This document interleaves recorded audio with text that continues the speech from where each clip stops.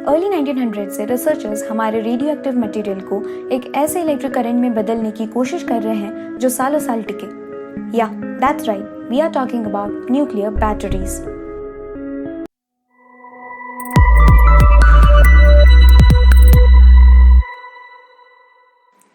Hello curious minds, this is Kriti Velani. स्वागत है आप सबका केवी राइट्स पे, जहां आज हम एक ऐसे टॉपिक पे बात करेंगे जो सुनने, सोचने और पढ़ने में भी हैरान कर देने वाला है।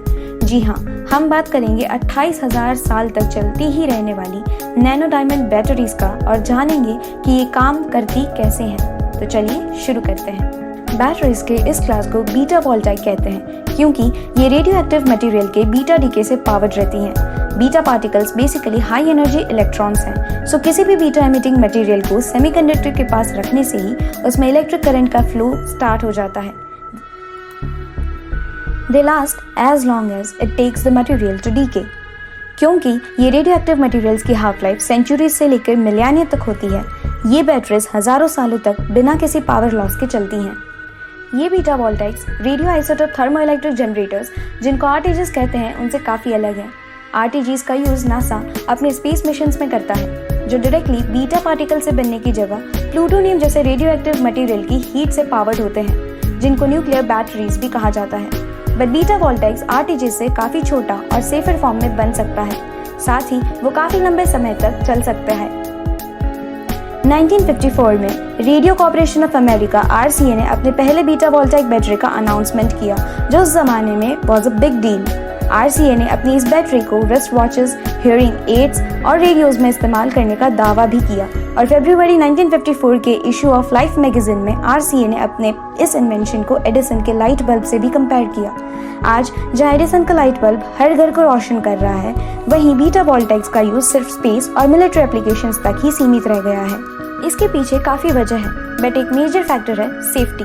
जैसे मैंने पहले भी कहा, बीटा वोल्टाइक्स किसी भी न्यूक्लियर पावर सिस्टम से काफ़ी सेफ है, बट स्टिल समटाइम्स ये काफ़ी डेंजरस भी हो सकते हैं। फॉर एग्जाम्पल, 1954 का RCA का प्रोटोटाइप स्ट्रॉन्शियम 90 पे काम करता था, जिसका लॉन्ग टर्म एक्सपोजर ल्यूकेमिया जैसे डेडलीस्ट डिजीज डेवलप कर सकता है, जो एक ब्लड कैंसर है।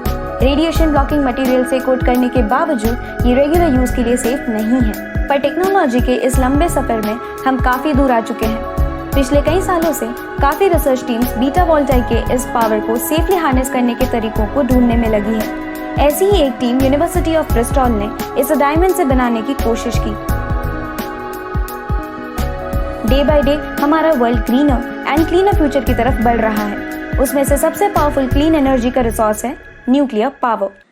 पर nuclear power nuclear waste produce करता है, जिसे अच्छी तरह से स्टोर करने की जरूरत है ताकि हम और हमारा एनवायरनमेंट सेफ रह सके।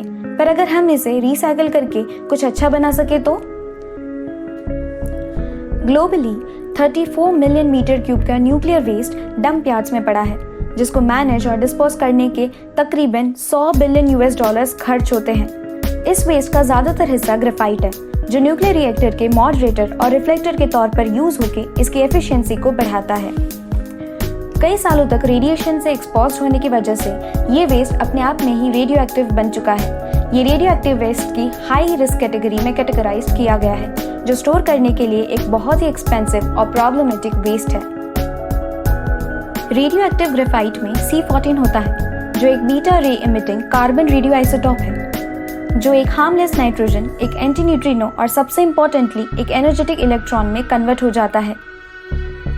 आप जानते हैं कि डायमंड और ग्रेफाइट दोनों ही कार्बन से बने हैं, इसीलिए हम रेडियो एक्टिव C14 ग्रेफाइट से रेडियो एक्टिव C14 डायमंड बना सकते हैं।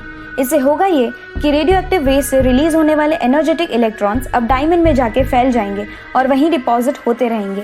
इससे 3600 इलेक्ट्रॉन से लेकर ऑन एन एवरेज 11400 इलेक्ट्रॉन्स का एक शावर जनरेट हो जाएगा।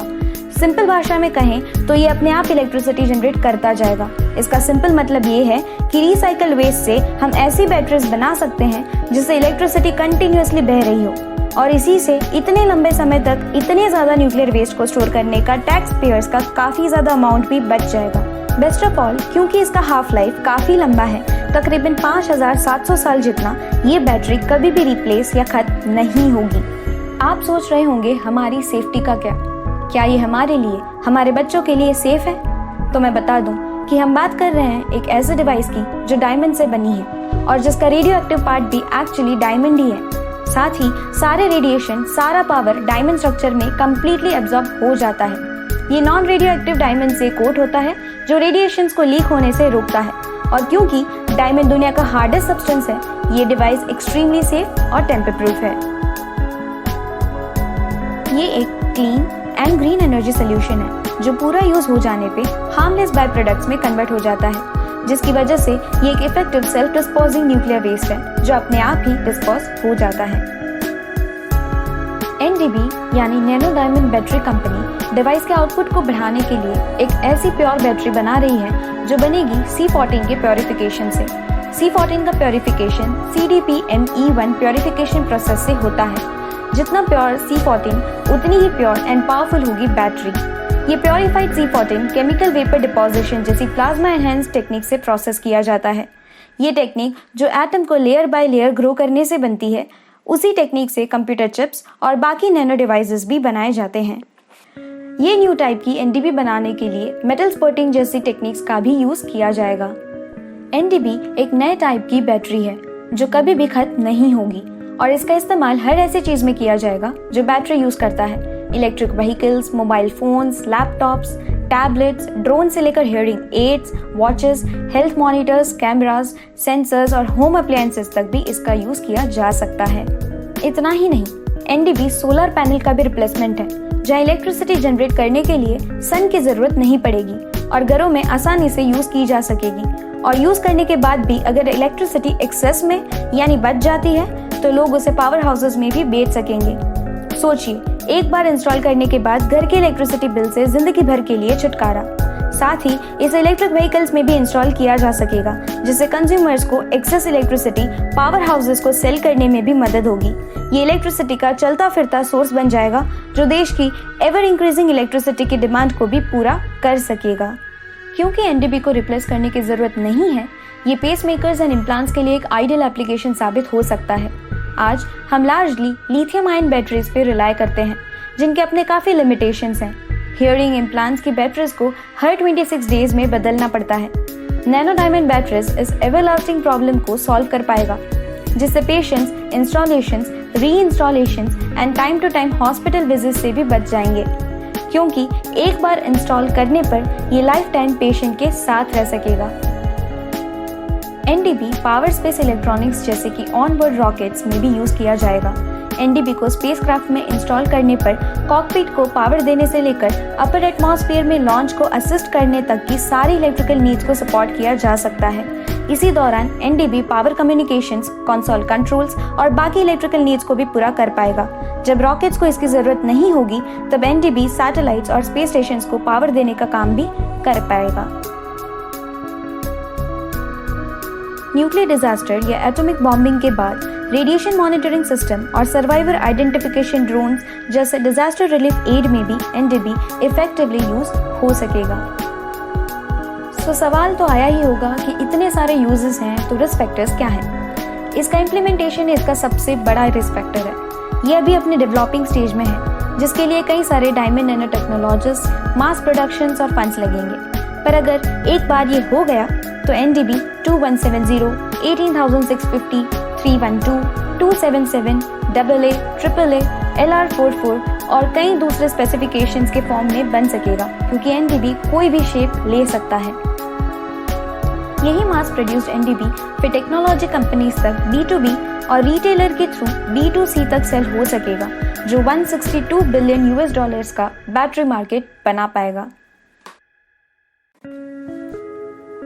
So let's summarize.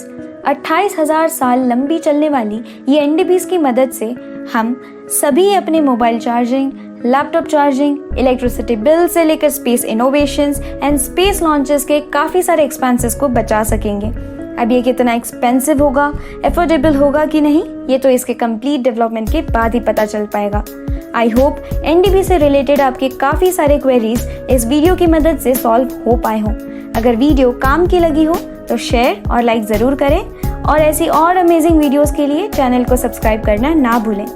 मिलते हैं नेक्स्ट वीडियो में। Till then stay healthy and happy. This is Kriti Velani signing of.